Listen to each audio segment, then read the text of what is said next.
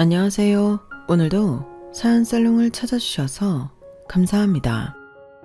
저는 시어머니의 기가 막힌 차별 대우에 결국 시댁을 아수라장으로 만들고 시어머니에게 나락행 티켓을 선물한 40대 여성입니다.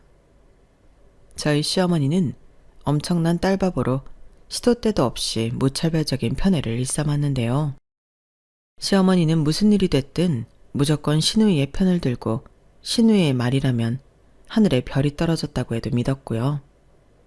시누이를 위한 일이라면 뭐든 해줬어요.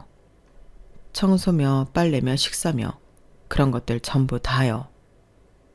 그리고 시누이와 시누이와 남편을 비교하기 바빴죠. 시어머니는 지구상에서 가장 예쁘고 가장 잘나고 가장 똑똑한 건 시누이 하나뿐이라고 생각했어요. 그래서 세상 모든 사람들을 그리고 저와 남편을 비난하고 하대했죠. 시어머니 말만 들으면 저와 남편은 쓸모없는 사람이에요. 지구상에서 말이에요. 그리고 저는 하나의 지론을 갖고 있거든요. 시어머니처럼 아이를 키우면 절대 그 아이는 성장하지 못한다고요. 아이를 키울 때 궁극적인 목표가 뭐죠? 바로 독립이잖아요. 시어머니처럼 키우면 절대로 제대로 된 인간으로 클 수가 없어요. 안 그런가요? 미리 한 가지 말씀드리자면 저희 시누이 결혼마저 시어머니의 힘으로 했어요. 그 전까지 연애를 했는지 누구를 만났는지 모르지만 시어머니가 중매를 섰거든요. 그래서 의사와 결혼했죠. 그때 시어머니 코가 얼마나 높아졌는지 아세요? 하늘을 찌르다 못해 대기권이 뚫리는 줄 알았어요. 하지만 그 높은 코는 오래가지 못했어요. 제가 확 눌러줬거든요. 그리고 시어머니의 꿈도 뚝 하고 끊어버렸죠. 어떻게 된 일인지 궁금하시죠? 지금부터 말씀드릴게요. 결혼을 꼭 하고 싶었던 저는 늦었다면 늦고 적당하다면 적당한 30에 결혼을 하게 되어요. 상대는 같은 종이회사를 다니는 사람이었어요. 저는 격리였고 남편은 생선직에 근무하고 있었죠. 연애는 남몰래 1년 정도 했어요. 남편은 성실하고 다정한 사람이어서 만난 지 얼마 되지 않았을 때부터 결혼을 한다면 이 사람과 해야겠다고 생각했어요. 그래서 프로포즈도 없이 결혼 준비를 했어요. 그런데 상견례 때부터 삐그덕거리더라고요. 한마디로 말하면 저희 친정과 시댁의 수준 차이가 났어요. 저희 아버지는 오랫동안 보일러 회사에 다니면서 보일러를 설치하고 수리하는 일을 했어요. 그리고 저희 어머니는 주부로 있으면서 간혹 돈이 모자라면 지인과 함께 건물 청소를 했죠. 그런데 저희 시아버지는 오랫동안 시청 공무원으로 일했고 저희 부부가 결혼을 하려고 했을 땐 정년이 얼마 남지 않은 국립대학교 사무국장으로 있었어요. 국립대학교 사무국장이면 2급 공무원이라는 거 혹시 아시나요? 요새는 법이 바뀌었다는데 제가 결혼할 때는 그랬어요. 그리고 시어머니는 시어머니의 본가가 대대로 크게 고추 농사를 지어서 거기서 일을 도와주고 있었어요. 하는 말이 고추를 키우는 비닐하우스가 5채나 있는데 당신 어머니가 돌아가시면 다 당신 땅이라고 하더라고요. 저는 제 결혼이 이렇게 차이가 날 거란 생각은 안 했어요. 왜냐하면 남편은 제가 다니는 공장 생산직에서 근무하고 있잖아요. 그러니 형편도 집안도 저와 비슷할 거라고 생각한 거예요. 그런데 이렇게 차이가 날 줄이야. 저는 너무 놀랐어요. 더구나 시부모님은 저희 남매의 직업도 꼬치꼬치 물었죠. 저희 남매는 오빠, 언니, 저로 오빠는 저와 같은 종이공장의 생산직으로 근무하고 있어요. 그리고 언니는 24세 어린 나이에 결혼해 주부로 살고 있고 굳이 무슨 일을 하는지 꼽자면 마트에서 파트타임으로 아르바이트를 하고 있죠. 시부모님은 저희 형부에게도 무슨 일을 하는지 물었어요. 저희 형부는 타이어 공장에서 타이어를 만드는 일을 하고 있다고 말했죠. 다 공장에서 일하고 있네요. 몸 쓰는 일이죠. 대학 졸업장 필요 없는. 우리 딸은 명문대 박사까지 졸업했어요. 영문학과요. 영어로 된 책을 술술 읽는답니다. 얘가 저를 닮아서 책을 참 좋아해요. 집에서 손에 놓지를 않죠. 아, 그렇습니까? 사돈처녀가 공부를 참 잘했나 봅니다. 그럼요. 그걸 다 말하려면 입이 아프죠. 어릴 때부터 영어를 좋아하고 잘했어요. 초등학교 5학년 때부터 영어로 일기를 썼다니까요. 독후감도 그렇고요. 그래서 제가 알아보지도 못하고. 아, 그렇다고 제가 막 열어보고 그러는 사람은 아니에요. 어린애들도 사생활이라는 게 있잖아요. 저희가 애를 존중하면서 키웠거든요. 그러니 공부 더 하고 싶다고 하니까 박사까지 서포트 해주지. 안 그래요? 아, 사돈어른께서 참 대단하십니다. 요즘 세상에 대학 한번 보내기도 어려운데 박사까지 보내시고 대단하십니다. 그러게, 왜 사돈어른은 대학을 안 보내셨어요? 지금 아드님도 안 보내신 거죠? 셋 중 아무도? 어쩌면 좋아. 그래도 한 명은 보내셨어야죠. 그거 이야기는 안 해도 평생 가슴속에 맺힐 텐데 영 보낼 형편이 아니었나 봐요. 안 보낸 게 아니라 못 보낸 거네요. 어머머, 참.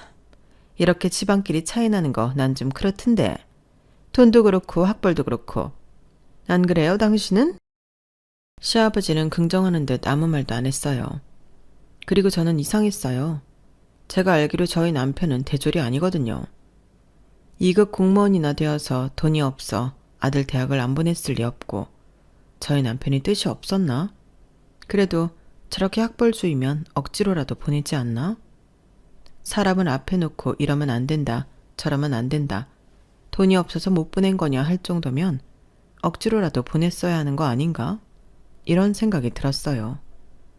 설마 대학을 못 갈 정도로 공부를 못한 아들이 부끄러워서 억지로 박사까지 딴 딸 이야기를 하는 건가 싶기도 했죠. 그만큼 시어머니는 신우의 이야기만, 그것도 자랑만 늘어놓았어요. 남편에 대한 이야기는 일절하지 않았죠. 그 어떤 이야기도요. 남편이 거의 투명인간 같았어요. 그리고 저에겐 얌전히 앉아 밥을 먹는 신우이가 눈에 들어왔어요. 명품 원피스를 입고 있는 신우이는 시어머니의 자랑이 전혀 부담스럽지 않은 듯 보였어요. 그리고 시어머니는 신우의 자랑을 멈추지 못했죠. 초등학교 때 우리 딸이 전교에서 키가 제일 컸어요. 여자 중에요. 지금 173cm 정도 되어요. 지 오빠랑 비슷하죠. 거기다 얼굴까지 예쁘니 눈에 안 띌 수가 없었어요. 보시다시피 저희 딸이 저를 완전 빼다 박아서 기획사에서 명함도 받고 정말 곤란했다니까요. 다행히 얘가 공부를 잘해서 공부 쪽으로 지원해준 거죠. 그치, 우리 딸. 시어머니는 저희 부부의 결혼 따위는 관심이 없는 듯 보였어요. 그리고 그걸 저희 가족도 느끼고 있었죠. 저는 남편에게 눈치를 줬는데 남편도 이상한 점을 느끼지 못하는 것 같았어요. 저희는 얘가 원하는 건 뭐든 해줬어요. 그런 부분에선 해프다고 해도 맞죠. 그런데 요즘에도 꼭 그런 사람들이 있더라고요. 애들 커가는데 돈 아끼는 사람들이요. 대학은 필수인데. 그렇죠? 아, 예, 그건 제가 깊이 새겨 듣겠습니다. 아무래도 혼자 벌어 애들 새 키우는 게 여간 힘든 일이 아니어서요. 그리고 제가 부족해 여유가 많이 없었습니다. 그런데도 저희 딸 바르고 성실하게 컸어요. 잔재주 부리지 않고요. 그러니 아무쪼록 예쁘게 봐주십시오. 저희 아버지가 그렇게 말하자 시어머니는 그제서 상견례라는 것을 깨달은 것 같았어요. 그 이후로 저희는 상견례답게 결혼 날짜나 웨딩홀이나 하객 인원과 같은 결혼식 준비에 대한 상의를 했어요. 저는 어른들과 상의를 하면서 자꾸 시어머니를 봤어요. 눈이 그쪽으로 가더라고요. 왜냐하면 신우의 자랑 시간이 끝나자 시어머니는 흥미를 잃은 듯 계속 딴짓만 했거든요. 옆에 앉은 신우이와 속닥속닥 이야기하며 낄낄 웃기도 하고요. 그게 너무 눈에 띄었어요. 그리고 그건 저뿐만이 아니라 저희 가족도 느낀 것 같았고요. 저 어머님, 대략적으로 몇 분 오시는지 아세요? 아버님은 대충 말해주셨는데 어머님도 말씀해 주셔야 뷔페 식사도 예약하고 웨딩홀 크기도 정할 수 있어서요. 그리고 답례품도 수량 맞춰야 해서. 어머님. 시어머니는 듣는 둥 마는 둥 했어요. 그래서 저는 시어머니가 관심을 가질 혼수 이야기도 했어요. 어머님, 혼수는 어떻게 할까요? 생각해둔 거 있으세요? 저희가 최대한 맞출 수 있으면 맞춰볼게요. 생각해둔 거 없다. 혼수든 뭐든. 너희 결혼식에 몇 명이 오는 줄도 난 몰라. 네 시아버지 손님이 다다. 에이, 저희가 부담 가지실까봐 그러는 거예요. 혼수도 그렇고 손님들도 많이 오셔도 괜찮으니까 말씀해보세요. 아니, 생각해둔 거 없다. 무슨 대단한 결혼식이라고 사람을 그렇게 부르니? 너희 시아버지 나 포함해서 50명도 안 올 거니까 그렇게 알아라. 그리고 혼수도 됐어. 뭐 얼마나 대단한 걸 받겠다고. 우린 기대도 안 하니까 부담 갖지 말아라. 더 물어보지도 말고. 더 이상 결혼식에 대해서는 상의할 것도 없다. 너희가 다 알아서 해라. 한복도 전에 조카 결혼식 때문에 맞춰놓은 게 있으니까 따로 살 필요 없고. 너희 시아버지도 그때 맞춰둔 정장이 있다. 다른 건 모르겠고 한복 불편하니 결혼식은 웬만해서 빨리 끝내거라. 아, 우리 유리 정장은 한 벌 맞춰주렴. 너희가 그렇게 뭘 해주고 싶어하니 샤넬로다가 정장 한 벌 맞춰줘. 그리고 촛불 점화 같은 거 나 시키지 말아라. 내가 무대 공포증이 있어서 그건 좀 그렇다. 사돈 어른도 굳이 안 하셔도 되겠죠? 정말 안 하셔도 되겠어요? 그게 결혼식 첫 시작인데. 말했잖니? 내가 무대 공포증이 있다고. 사돈 어른 양해 좀 부탁드립니다. 그리고 거기 애들 2명 있잖니? 화동이라도 시켜라. 그리고 식사는 안 하고 갈 거니까 그렇게 알아라. 식사를요? 그래도 식사하고 가시지. 결혼식 뷔페 하도 많이 먹어서 물린다. 너희 시아버지 따라 간 결혼식만 1년에 몇 번인 줄 아니? 우리끼리 나가서 알아서 먹을 테니까 신경 쓰지 마. 이제 이야기 끝났지? 사돈어른, 식사 잘했습니다. 먼저 일어나 보겠습니다. 어머님, 그렇게 결혼식 많이 가셨는데 아깝지 않으세요? 저희가 축의금 다 챙겨 드릴게요. 아이 참, 얘가 정말 됐다니까 그러네. 그리고 그 축의금 저도 안 받으니까 너희들 다 해라. 얘도 좀 데려가고. 그렇게 말하고 시어머니는 먼저 일어나 신우의 손을 잡고 식당을 나갔어요. 그리고 남은 시아버지가 대신 사과했죠. 올해 키운 아들 장가간다니 서운해서 그러는 겁니다. 오해는 마십시오. 그리고 새아가야, 인원수는 내가 문자를 주마. 정장이랑 한복, 혼수는 너희 시어머니 말대로 하면 되겠구나. 다 너희들 부담 안 주려고, 사돈 어르신들 부담 안 주려고 그런 말을 한 겁니다. 반대하는 것도 그 무엇도 아니니 오해 마십시오. 오늘 결례가 있었다면 너그럽게 봐주시고요. 그럼 결혼식 날 보자. 상견례가 끝나고 저는 곧바로 남편을 만나 이것저것 따졌어요. 아니, 자기는 왜 이제껏 부모님 무슨 일 한다는 거 말 안 했어? 내가 듣고 얼마나 놀랐는 줄 알아? 대체 언질은 줬어야지. 그리고 어머님은 왜 자꾸 신우이 자랑만 하시는 거야? 당신 자랑은 하나도 안 하고. 누가 보면 당신은 어디서 주워온 줄 알겠어. 내가 얼마나 속상했는 줄 알아? 우리 결혼식인데, 우리가 주인공인데. 그러자 남편은 몹시 미안해했어요. 정말 미안해. 나는 네가 먼저 물어보지 않아서 나도 모르게 다 알고 있다고 생각했나 봐. 내가 너무 안일했어. 미안해. 그리고 우리 엄마 원래 그래. 워낙 딸바보라. 물론 나도 사돈어른 앞에서 그렇게까지 할 줄 몰랐지. 정말 우리 결혼 찬성하시는 거야. 그게 맞아? 그냥 자기 데려가라고만 하니까. 혹시 자기 장가 간다니까 서운해서 일부러 그렇게 말하시는 거 아니야? 그건 아니야. 우리 결혼 이대로 진행하면 되는 거 맞아. 반대하고 그러는 거 아니야. 그러니까 이제 신경 쓰지 마. 저는 남편의 그 말만 믿고 결혼식을 진행했어요. 감사하게도 결혼식 준비 중에 저희 아버지가 500만 원이 든 통장을 제게 주셨어요. 그리고 어머니는 현금 50만 원을 주셨죠. 그리고 결혼을 아직 하지 않은 오빠는 세탁기를, 언니와 형부는 청소기와 전자레인지를 해줬어요. 그런데 말이에요. 사람 마음이 참 간사해요. 저는 그것들을 받고 마냥 기쁘지 않더라고요. 왜냐하면 시댁에선 아무것도 없었거든요. 10원 한 장도요. 분명 저희 시어머니가 그랬죠.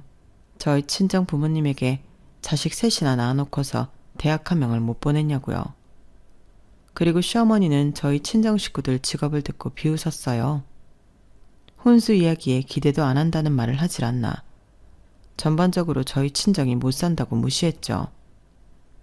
그래서 집에 돌아가는 내내 오빠와 언니 그리고 형부까지 저런 시어머니가 다 있냐고 저보고 결혼을 다시 생각해보라고 했어요. 그리고 저희 부모님은 속상한 티를 감추지 못했고요. 계속 저에게 미안하다는 말만 하셨죠. 그 말을 듣는 제 속이 우죽했겠어요. 그래서 속으로 2급 공무원이라는데 결혼 준비하는 동안 뭐라도 해주겠지 나쁜 생각을 했어요. 그런데 아무것도 없더라고요. 고생한다는 전화 한 통도 없었어요. 상견례 이후 연락은 시아버지의 문자뿐이었어요. 그것도 하객 예상 인원 수에 대한 문자요. 50명. 이게 전부였어요. 남편에게도 별 말이 없었대요. 아무리 딸바 보인 시부모님이라도 해도 하나뿐인 아들이 결혼하는데 너무하다고 생각했어요. 그런데 남편이 이런 말을 하더라고요. 너무 신경 쓸 거 없어. 결혼하면 시댁에서 먼 동네에서 살 거고 그럼 거의 안 보는 거랑 같아. 나 그렇게 효자 아니다. 아무리 같은 도시에 살아도 명절에만 보고 그러는 거지. 그리고 장모님, 장인어른한테는 내가 잘할게. 우리 엄마 아빠가 실수한 만큼 내가 잘할게. 약속해. 나는 장인어른은 존경스럽고 장모님은 자기를 낳아주셔서 감사해. 그 마음 절대 변치 않을 거야. 자기가 우리 집 딸이 되는 게 아니라 내가 자기 집 아들이 될게. 이미 형님들 계셔서 메리트는 없지만 그러니까 우리 집 일 때문에 나 버리지 마. 응? 내가 정말 잘할게. 제가 결혼을 준비하는 내내 시댁 때문에 서운한 감정을 참지 못해서 안달이 난 건 저희 남편이었어요. 남편은 매일 제 손을 잡고 애원을 했고 저는 마음을 다잡을 수밖에 없었어요. 그렇게 결혼을 했죠. 결혼을 하고 전 형부의 도움으로 이직을 했어요. 형부가 다니는 타이어 회사에 격리직으로요. 아무래도 같은 회사에서 부부가 다니는 건 불편할 것 같더라고요. 그래서 큰 마음을 큰 용기를 내어 이직을 했어요. 그리고 남편은 정말 약속을 지켰어요. 시댁과 마주치는 일이 거의 없었죠. 명절이 아니면 시댁에 가지 않았고 집이 같은 도시에 있다는 이유로 저녁만 먹고 집으로 돌아왔어요. 아니면 친정에 가서 하루를 묵고 왔죠. 정말 남편은 저를 시댁의 딸로 만들지 않았고 남편 스스로 처가의 아들이 되었어요. 그리고 결혼 3년 차에 첫 아이가 생겼어요.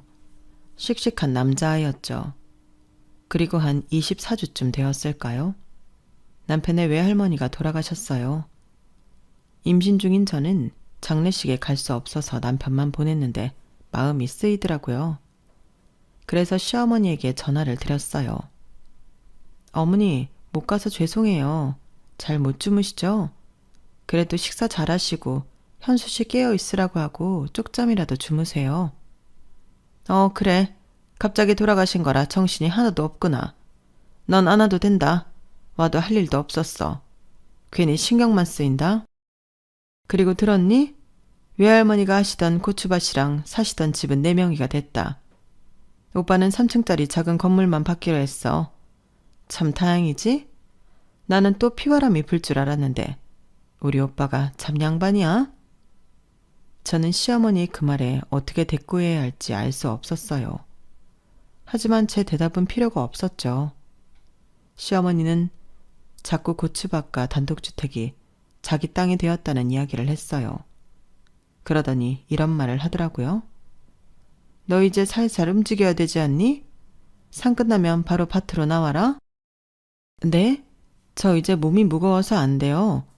어머니 농담이시죠? 임신했을수록 더더 움직여야 해. 그렇게 군뱅이처럼 가만히 있으면 안 된다. 밭일 어려운 거 아니야. 그냥 살살 움직이면 돼. 옷은 여분이 있으니까 몸만 오면 된다. 그럼 끊는다.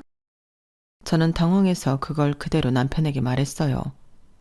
그러자 남편이 시어머니에게 곧바로 전화를 하더라고요. 막 화를 내는 소리가 들렸어요. 그리고 저는 시어머니가 다시 제게 전화를 할 줄 알았는데 몇 달 동안 전화가 없더라고요.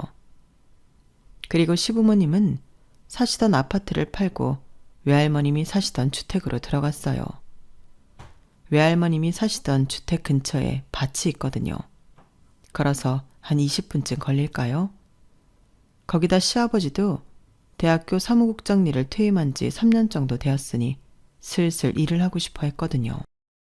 그렇게 저희 집과 시댁은 더 멀어졌어요. 저는 그냥 가만히 있으려다가 그래도 이사를 하셨는데 필요한 게 있나 전화를 드렸어요. 어머님, 이사 잘하셨어요? 혹시 뭐 필요한 거 있으세요? 너는 참 잘도 전화를 건다.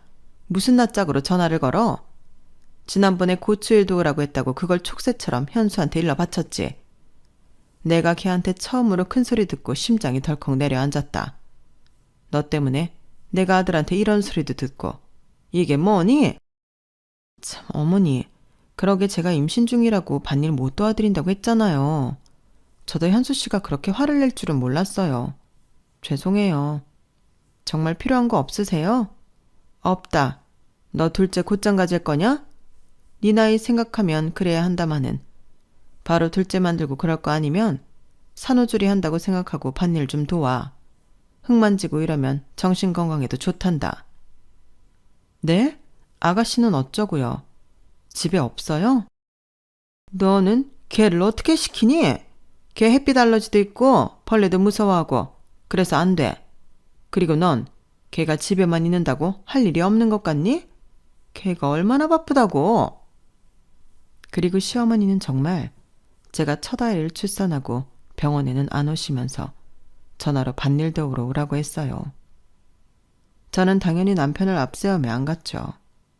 그런데 저희 시어머니 끈기가 대단하더라고요. 제가 연년생으로 딸을 하나 낳았는데 그때도 똑같이 그랬어요. 시어머니가 그럴 때마다 저는 시누이를 언급했어요. 아가씨는요, 아가씨 집에 없어요? 정 손이 급하시면 아가씨한테 도와달라고 하면 되잖아요. 제가 그러면 시어머니도 전과 똑같이 말했죠. 여름에 반팔이며 민소매며 잘만 입고 돌아다니는 시누이한테 햇빛 알러지가 있다느니, 모기를 때려잡는 시누이가 벌레를 무서워한다느니, 공부만 하던 애라 손이 야무지지 못하다느니 그런 핑계를 댔죠. 그러다가 시어머니 언성이 높아지면서 전화는 끊어졌어요. 저는 시누이 괴롭히는 못된 새언니 취급을 하더니 시누이가 자기 나름 공부하고 연구하느라 바쁜데 제가 못 살게 군다고 그랬죠. 그런데 저희 시누이 좀 이상한 게 아니에요. 시어머니의 자랑 때문에 저희 시누이가 박사학위까지 딴 건 다들 아시죠.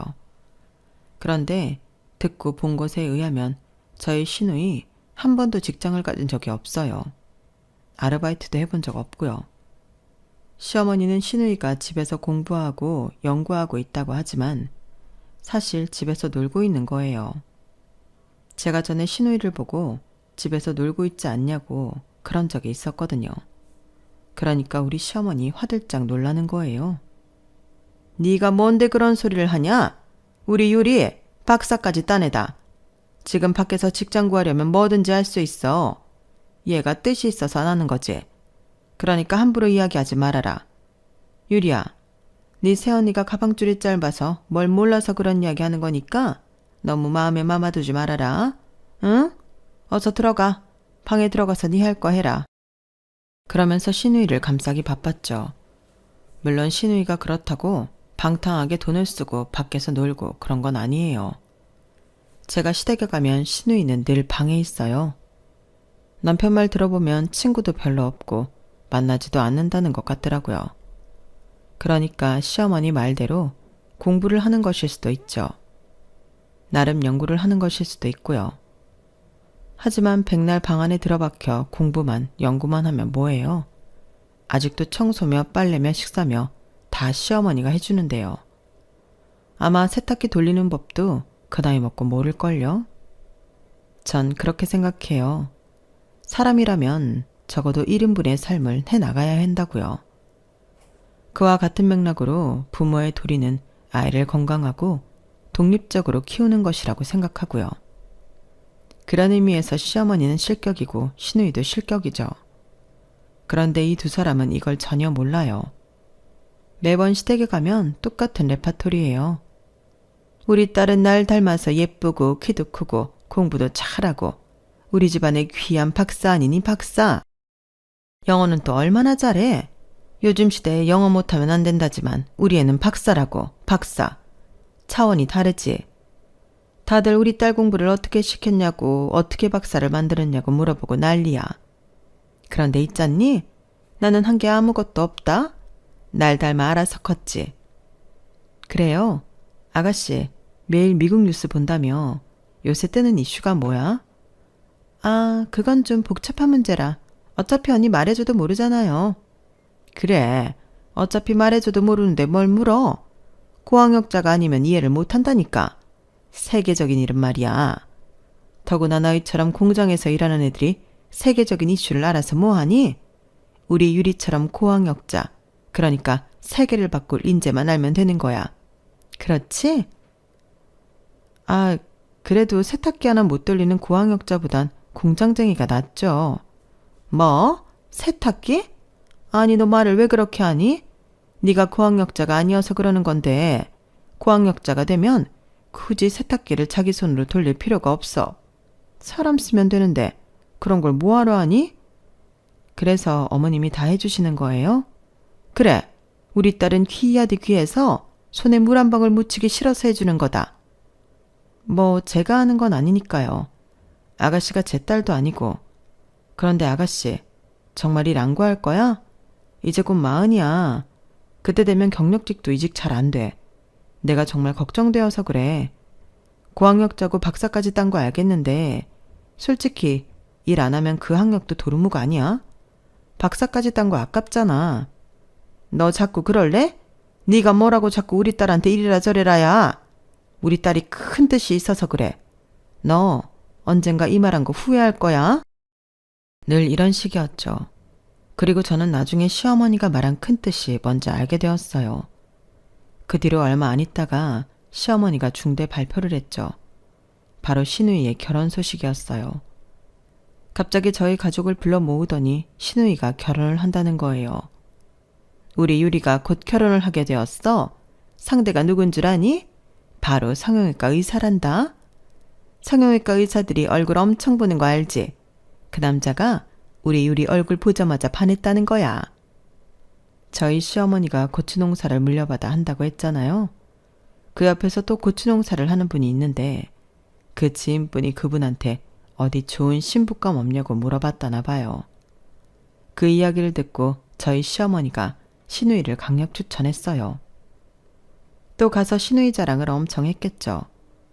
게다가 저희 시부모님이 배경이 나쁘지 않잖아요. 시아버지는 이국 공무원으로 퇴임했지 시어머니는 크게 고추 농사를 하지. 그래서 소개팅이 성사되었나 봐요.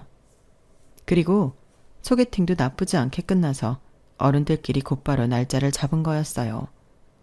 시어머니가 시누이 결혼에 신이 나서 강강술래를 추더라고요. 정말 우스웠어요. 아가씨, 정말 결혼하는 거야? 축하해.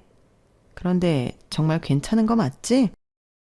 저는 걱정 반, 알 수 없이 밀려오는 시기 반으로 시누이에게 물어봤어요. 그러니까 시누이가 말없이 고개만 끄덕이더라고요. 그렇게 시누이의 결혼은 빠른 속도로 진행되었어요. 한 달 만에 웨딩홀을 잡고 청첩장을 돌렸죠.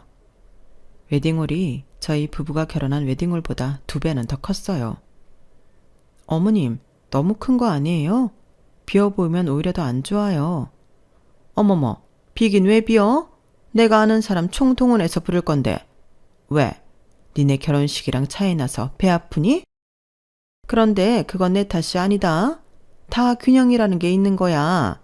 너희 결혼식은 우리가 너희 집 수준에 맞춰서 그렇게 된 거지. 지금은 수준이 딱 맞는 거고.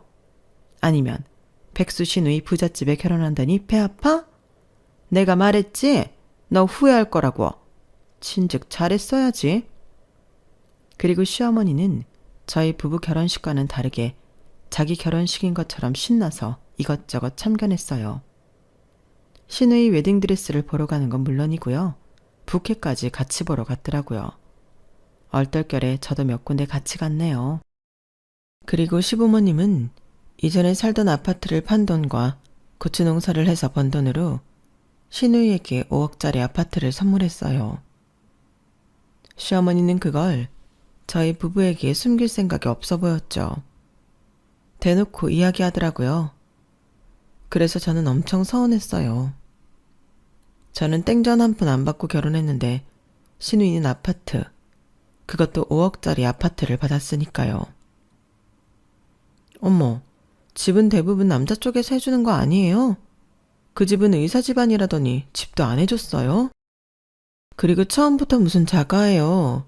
둘이 사는데 평수도 너무 넓은 거 아니에요? 원래 부부는 작은 데부터 시작하는 거예요. 그래야 키워가는 재미로 살죠.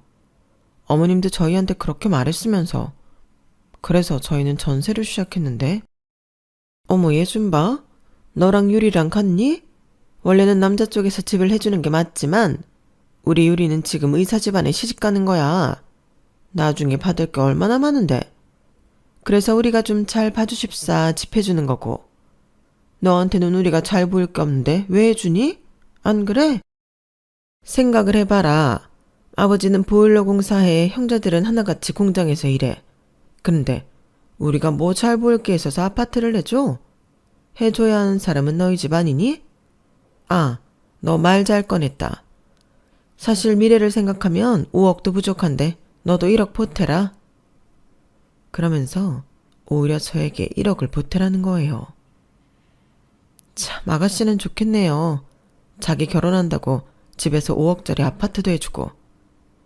비닐하우스 5채나 있는 고추밭 딸이라 대우가 다르네. 우리 신랑이랑 제가 늦게 결혼했어야 했네요. 그렇게 아쉬워할 것 없다. 니네가 결혼한 거랑 내가 고추 농사를 하는 거랑 하등 상관없으니까. 너 무식해서 그런지 말귀를 못 알아듣는구나. 내가 아까도 말했지. 나중에 받을 게 있어서 해주는 거라고. 말 그대로 투자지, 투자. 그러니까 너도 투자한다고 생각해. 왜? 나중에 우리 유리 신랑이 보톡스나 레이저나 공짜로 해줄 수도 있잖냐. 참, 어머니도 아가씨한테 그러다 간이고 쓸개고 다 주시겠어요. 그럼 못할 것도 없지. 결국 의사 남편 만나 결혼했으니 이 밭도 이 땅도 다 주려무나. 네? 아들한테는 안 주고요? 아니, 반반 나누지도 않고요? 농담이시죠? 요새 누가 딸한테 다 줘요. 요새가 어떻든 나는 별로 신경 안 쓴다. 너도 낳아봐서 알잖냐. 배 아파 낳은 자식 안 예쁘냐? 현수 씨는 뭐 배 아파서 안 낳으셨어요? 무슨 그런 말씀이 있어요. 그 이야기 들으면 현수 씨 서운하겠어요. 글쎄, 난 모른다.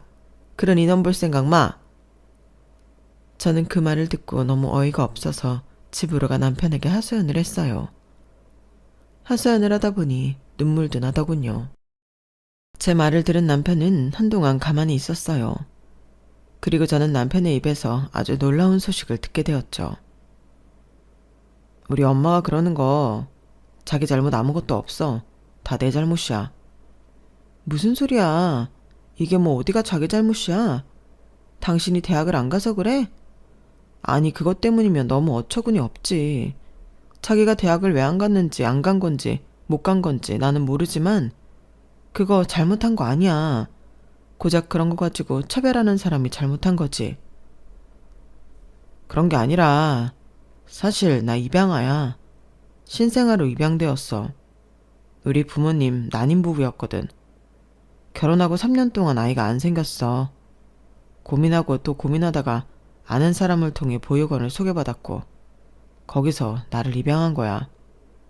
뭐? 그럼 자기가 입양아라서 친자식이 아니라서 편애하는 거라고? 뭐 그런 것도 없다고 생각 안 해. 왜냐하면 유리가 태어나고 부모님이 엄마가 변했으니까. 내가 4살이 되었을 때였어, 유리가 태어난 게.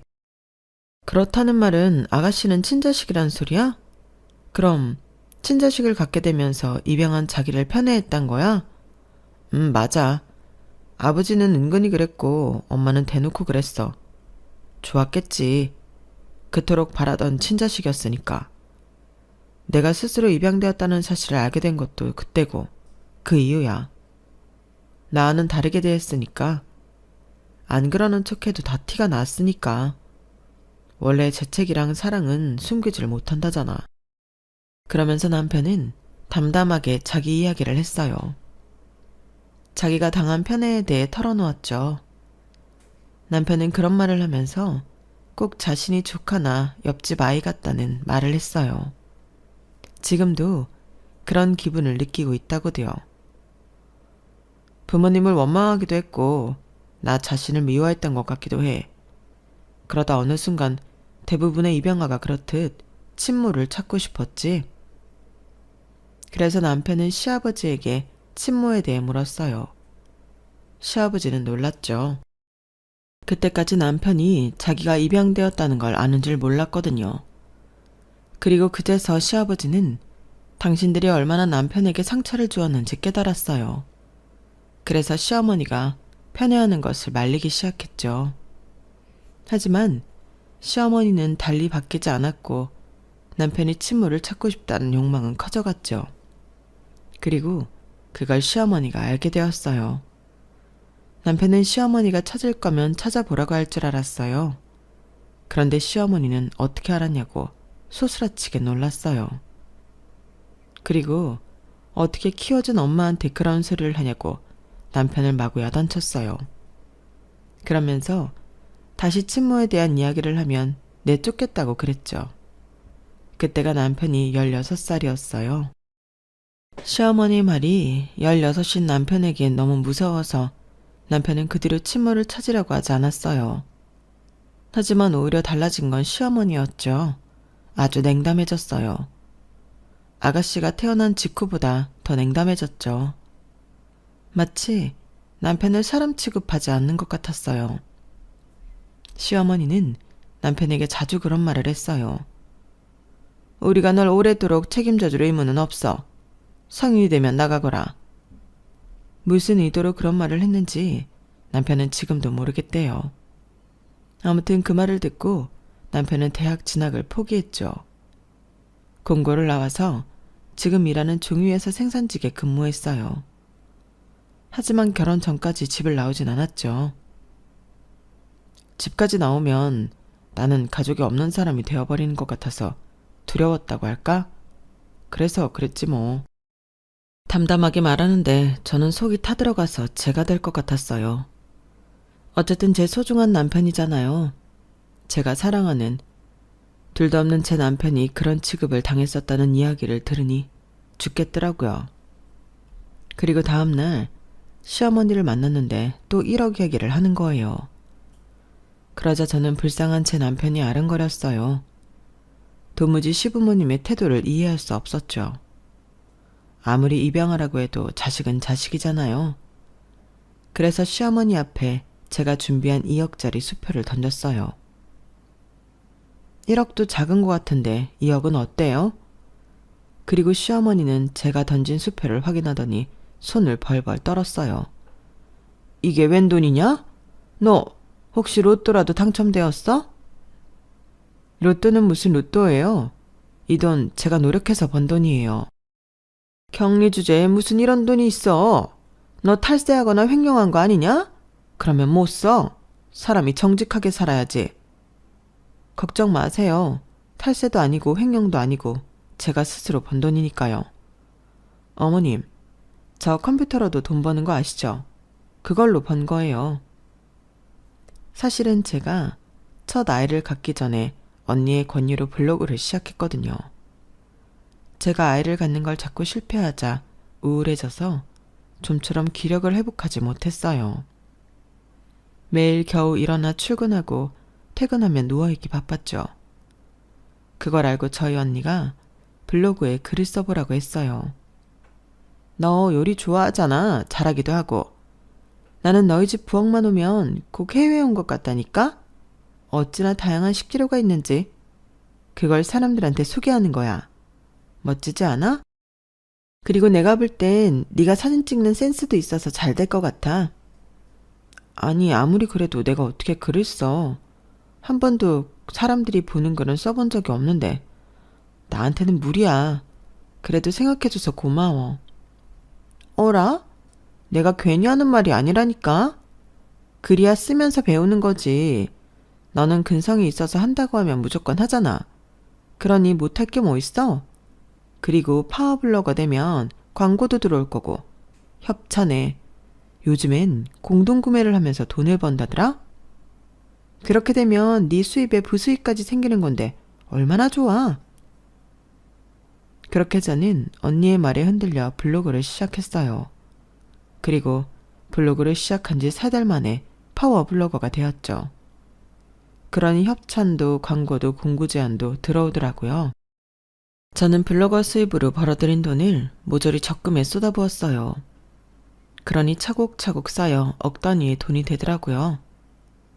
그리고 그 돈이 이런 식으로 쓰일지 몰랐지만 저는 처음부터 2억을 시어머니에게 줄 생각이 없었어요.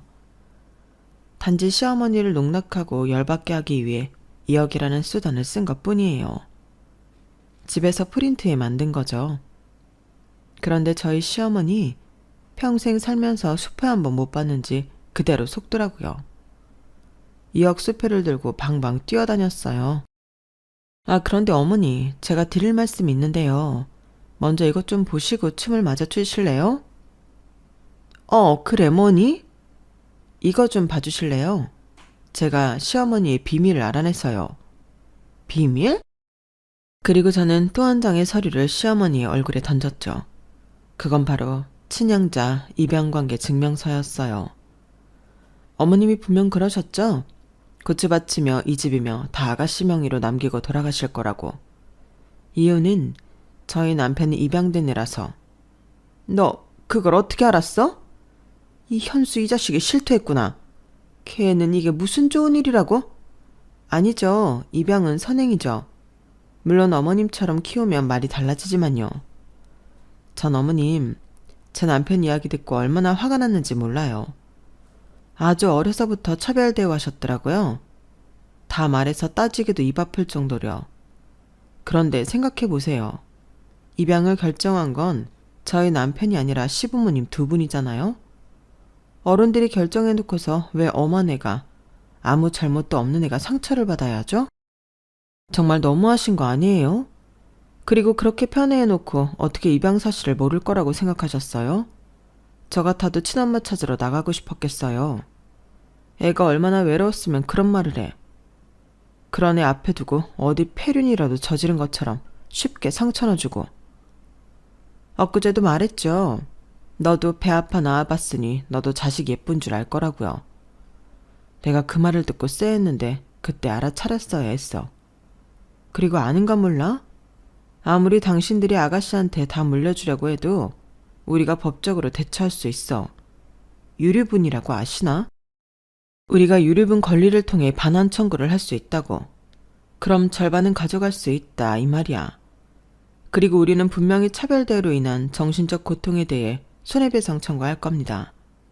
우리 남편이 당신들이 편애한 거 증거자료 다 가지고 있어요. 남편이 초등학생 때부터 매일 일기를 썼던 건 알아요? 알 리가 없죠. 그리고 그게 없다고 해도 우리 남편 자체가 증거야. 안 그래요? 그러니 해준 거 쥐뿔도 없으면서 꽁으로 2억 받을 생각은 하지도 마세요. 뭐? 그렇다고 이 돈을 안 준다고? 저는 그 앞에서 수표를 찢어버렸어요. 그러자 시어머니가 놀라서 제 뺨을 때리더라고요. 이제는 며느리 학대까지 하시네요. 여보, 잘 찍었지? 거기 아가씨도 다 봤죠? 여자가 하늘 품으면 5개월에도 서리가 내린다는데 잘 보세요. 너, 이 사진을 어디에 쓰려고 하는 거야? 현수, 너도. 지금 얘랑 짜고 무슨 짓을 하는 거야, 엄마한테? 어? 엄마는 무슨, 언제 저한테 엄마 노릇 한 적 있어요? 웃기지도 마세요. 전 제 와이프랑 애들만 가족이에요. 남편의 말을 들은 시어머니는 곧 넘어갈 것 같았어요. 그리고 제가 시누이에게 삿대질을 하며 한 소리 했죠. 그리고 한유리 너, 그렇게 결혼을 해서 되겠어? 정말 네가 원하는 게 결혼인 거 맞아? 결혼하면 어떻게 되는지 알고 있긴 하니? 직장도 없는 내가 앞으로 어떻게 되는지 알긴 해? 네 엄마가 해주던 거 이제 앞으로 네가 해야 하는 거야. 너 정말 할 수 있겠니? 그리고 철석같이 믿던 네 엄마가 지금 널 5억 주고 그 집에 파는 거야.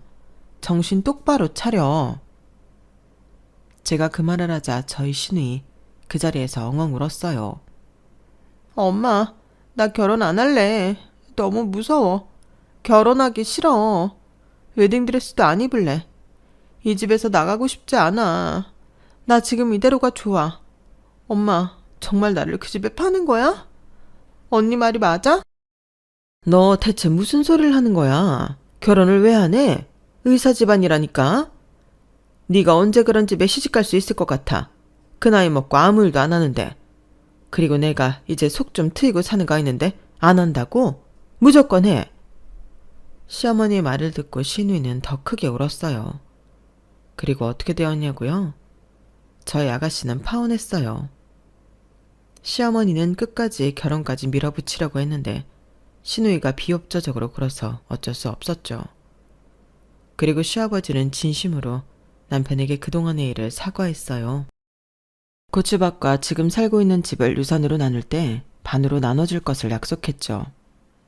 그리고 시어머니는 화병으로 알아누웠어요. 그런데 시아버지를 빼고 병간호를 해주는 사람도 시어머니의 화병을 인정해주는 사람도 없었죠. 그리고 아가씨는 다시 칩거 생활을 하기 시작했어요.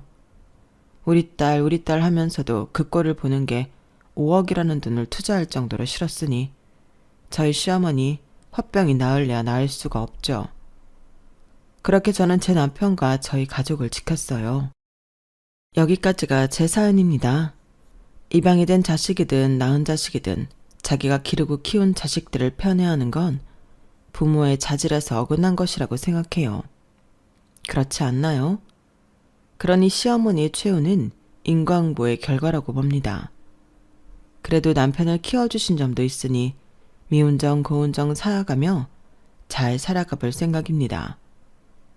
들어주신 분들 모두 가족들과 행복하세요.